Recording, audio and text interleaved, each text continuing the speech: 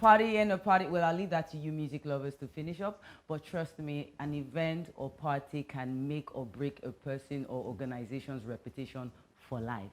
This is Binging with Game Changers, where we capture success from different perspectives. We delve into the minds of people with celebrated brands and careers who have turned their dreams into reality and their ideas into lucrative empires. I'm your host, Seyi Banigbe, and you're welcome to the show. See you when I get back.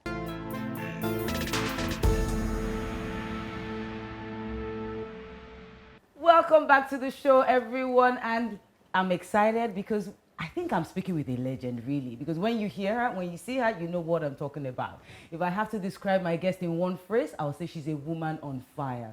Funke Bucknor Obruthe runs an events business that travels to 4 corners of the world, planning everything from government functions to iconic weddings for both middle-income earners and high-net-worth individuals alike. She's a pioneer in her field, and she actually has a staff strength of about 200 people, guys, and her organization organizes nothing less than 100 events annually. She has won so many awards and recognitions, and today I'm excited to be speaking with Funke Bucknor Obruthe. Yay! Yes, you are all that and a bag of chips. There's even so much more to read, honestly, but I had to stop. Yes, I'm so excited to be talking to you today. Thank you, thank you. It's a real pleasure to be here. Yeah, thanks for coming on the show. Thank you. You know, so many people have gifts and talents that they are just unable to monetize. You started off, you know, with this, you saw that you were good at planning and all of that. You were helping out friends, helping out people, and then you one day turned it into a business. How easy was that transition, you know, just having a gift? Because we all have things we know how to do. But how easy was that, you know, making it a money-making venture? How easy was this transition? Yeah. I would say that it was in between being flawless and in between being a desire to just do more. So what it was for me was, I mean, I loved event planning. I'd always been doing it. I'd been doing this for friends. I'd been doing it casually, you know, and intentionally and deliberately. But it was just one day I was planning someone's event, and my cousin said to me, he said, "Have you ever thought of charging for this?" And I thought, "Oh, are you serious? I can charge?" I was like, "Of course you can charge for this." I was like, "Oh my God, it's true. Let me start charging." So the next person that called me, I said, "Oh, you need to pay this amount." Even the amount I told them then, I wasn't sure. I said the amount. And they were like, "Oh, okay, no problem." And the next person said, "No problem." And then I was like, "Oh, wow, why wasn't I charging before?" So that's how it was. That's just how it was. How easy? From one word. How easy is it sending invoices to family members, close people to you? Family members. Because I know it's a challenge for people that start businesses. Yes. Yeah. I think that what it is that people need to see the value you bring to the table. And for my family or for my friends, they saw the value. They saw the value. And then once I charge them, they pay. But some people see value and they don't want to pay, Funke. They will say, is it me and you? Well, life isn't fair. You know, that's what I always tell anybody. And there will always be people that will never think that you're worth what you're charging. There are people that will always say, "For what?" When we started, do people still tell you that? Of course. Okay. People still say that. We're not alone. When we started event planning, we started over 15 years ago in an industry that didn't exist. So then you can imagine people saying, "What are you talking about? Who is an event planner?" For? Exactly. So that's how we started. But you see, along the way, people started seeing that we were doing things that were very different. We were bringing value to the table. It was unique. The ideas were different. You know, there was detail. Families could relax. Companies could relax. You know, it was just really new. And it was a new innovation at that time. So people paid for it. So what it is that what I learned is that it's not everybody that's going to value you. So go to where you are valued. Go to where that you are, you know, people think that you are special. That's what I've learned. And so those that value will pay. Those that value you will pay. Yes. Don't fight with them if they don't value you, but just move. Walk. Love them and walk away. Amazing. I love what you already touched on that when you started, it was a non-existent industry. And I can imagine that in building your firm to a 200-man, you know, firm, you've had to, I'm sure you stumbled on a lot of your successes. A lot of things you probably even did unintentionally, and you're like, oh, wow, you know. But looking back now, what would you say is the ideal career path? Say I graduate today and I want to actually be a Funke Bucknor in a few years. What would you call the ideal path now? Okay. Is it a Funke Bucknor in events? In events. In events. Okay. Successful business that is making money. Okay. So what I will first tell anyone that wants to start an event planning business, a young person or anyone, even at this time, whether you're older, What I would tell anyone is, first of all, determine whether you have the passion for this. Some people don't have the passion. They think there's just money in it. Let me get in. There's a lot of hard work. We just got in some interns recently, and they told me, you work hard. I'm like, oh, wow, you thought it was all glam? It's Instagram. It's not glam, exactly. So what it is that have a passion. Okay. When you have a passion and you already have that desire to succeed, then, of course, have a vision. I know that, you know what, okay, I want to be the #1 event planner in Nigeria. I want to be the best. I want to be the #1 event planning in Africa, in the world. Okay, have that vision.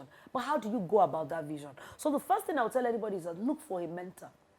Try and look for a mentor. Or go and intern in a company. That is doing that. Yes, we have people that, we actually have some of my team members, some of them are not graduates. It doesn't mean that they are not. They can't do this. Do you know what I mean? Yeah. So what you need to do is, of course, educate yourself. Keep on developing yourself. Study, read. Go online. There are many resources online. But go and intern with an established event planning company that is very good. That will teach you at least some of the basics. How do you, I want to know how you relax. But when we return, she'll be telling us how the ideal way Funke Bucknor Obruthe let her hair down. See you when we get back.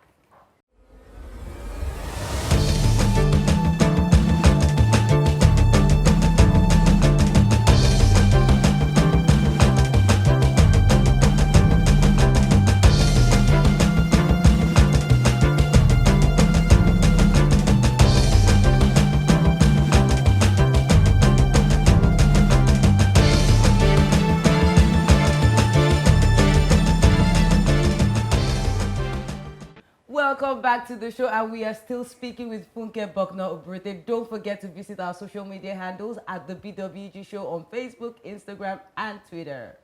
Funke, what is your best meal to have? Some yummy noodles. Oh. With some spicy, some atarodo. I love atarodo in my noodles too. Very important. Then what do you have beside it? Just you can have some little eggs. I like eggs. Definitely eggs, and then some little pieces of meat. Oh, nice, shaki or just the real meat. Just originally assorted meat. Just all right, nice. Now we know how to make you happy. Yes. Yeah. Okay, so I know definitely there's two major, issues that most entrepreneurs deal with. I think that's the people issue and money management and money growth issues. Which one would you say has been most of a problem for you, and how have you managed the people or money? Wow. I think I would just touch a little bit on both because I think they both matter. On the same level. Yes. So what it is that for the people management, I think I have learned that along the journey, I've learned many phases of how to manage people. And I realized that as entrepreneurs, we want to do everything. I realized that I can't do everything. I can't be the HR director of the company. So of course, along the way, we had to hire an HR director who now understands that people have emotions. People want to grow. So there's growth. You have to think about it and say, you know what, how am I going to make sure that these people feel valued? Initially, at the beginning, it wasn't as easy. So definitely, because you are in an industry where the entry level is very low as well, so you get a lot of people that you've trained, they come into the organization, in 3 months, they say, oh, you know what, I've dreamt all my life that I'll be an event planner, I'm going to go start my business. In 3 so, months. Yeah, in 3 months, 4 months, 5 months. But along the way, we realized that, you know what, maybe what was missing was that we were not sharing the vision properly. We were not sharing the way the company was going. We needed to let them know that it mattered. So now we have people that have worked in Zapphaire for 8 years, 9 years, 10 years, and they're still there. So for me, it's about just constantly sharing that vision. Let them not see that it's like a one-man company. People are afraid. So they think, oh, it's like a one-man company. I have a question. Okay. When you say this issue of sharing the vision, yes. Is it that every week you just call your people together and say, we are going to be this? Like, can you expatiate on that? Let me give you an example. Sometimes, even in the office, my team will tell me we are the best event planning company in Nigeria. They say it every time. They say, it's like when somebody says, oh, no, we are the best. We can't do that. They understand the brand they work with. And that is what we do. So what we do is that there's a continuous sharing. We have weekly meetings. Sometimes we can't have a weekly meeting because we're very busy. We can do it once in 3 weeks, 2 weeks. But we are constantly talking. We're constantly speaking to ourselves. There's hierarchy. Everybody understands the structure. There's a manager. There's a line manager. There's an HR. Everybody understands that. And they constantly drive it down. So it's not about me, Funke Bucknor Obruthe, it's about we. It's about the Zapphaire Events team. It's about all of us working together to achieve one purpose. So once everybody understands that, they buy into it. That is it. And I think that that consistent Yes. resounding Yes. also does help. Yes. What your money? Yeah, you Yes. not touch on money. So on the money part, understand your books, know your finances, pay yourself a salary. People don't pay themselves a salary. I pay myself a salary. It's tough. Oh, sometimes I have to say, as the MD, shouldn't I get this? But the key thing is that once you've put the structure in place to say, you know what, anybody in this role, this is what they get. It's clear. So you put that in there. But always check your books. Check with the accountants. What are we making this year? What did we make last year? What are we making this month? Are we losing money? Yeah. Where can we save? In fact, the people in the office, my team, they'll come and say, you know what, we need to reduce expenses. We need to do this. Maybe by doing this, we can reduce. Because the people are also part of it. So we share it. We'll let them know that, you know what, these guys, this month, we didn't really make a lot of money. This is what, open up. People are too afraid to share. I love something you just said. You said you share the account because I've seen business owners complain that, oh, we told the staff how much profit we made and then half of them left saying, oh, so you made that much and then you are paying me this. How do you manage that? It's because you are not sharing everything. So you are just telling, oh, we made this. No, you made this. But this was the expense. We did this on this. Those of you that are using the internet, look at how much we spent on. Look at how much we spent on transportation. Look at how much we spent on diesel. Look at how much you're showing them the operational costs, and they are seeing it. How would you describe the importance of social media to the growth of your brands? Oh my God, social media has been phenomenal. You know, I look at social media as a positive side.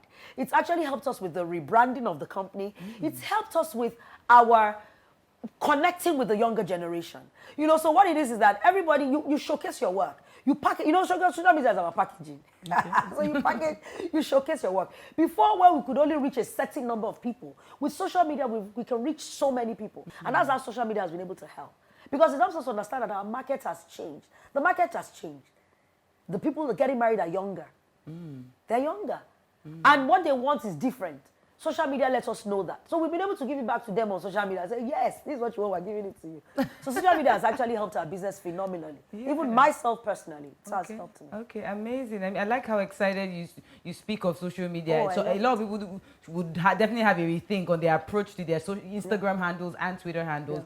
You know, I noticed, while researching on you started Furtullah, your decor company, as a result of a gap you saw in the decor space industry in Nigeria. So is it that as you work, for every gap you notice, you spin off a company, or how does that work? Because I can imagine that you're doing a lot and you see a lot of problems. Yes. So what it is that, for any organization or for any business, you have to always evolve. And you can't, you have to stay relevant. And how do you stay relevant? By, noticing the gaps. What are the things that are missing? So, for example, we started Decor by Furtullah, run by Pearl Ilolo. I am actually I have an oversight function. Yeah. So she is in charge of that. And we saw that, people were asking us for a design company. Oh, why don't you design the event? We're like, okay, we don't do design. We're like, oh, so we now set up that company who caters to designs and works with a lot of other event planners. Along the way, I noticed that people brides were looking for how to get their vendors, and of course, we're like tips on how to plan weddings. That's how I came up with the bridal handbook, the book, now we're organizing a conference. Oh, yes, obviously. So it's like just noticing that and just, filling in the gap. Thank you so much, Funke. It's been amazing speaking with you, but she's not going anywhere. We'll be meeting our corporate game changer and she'll be gaming. It will be her against the corporate game changer. I'm sure you can't wait to see, right? See you when we get back.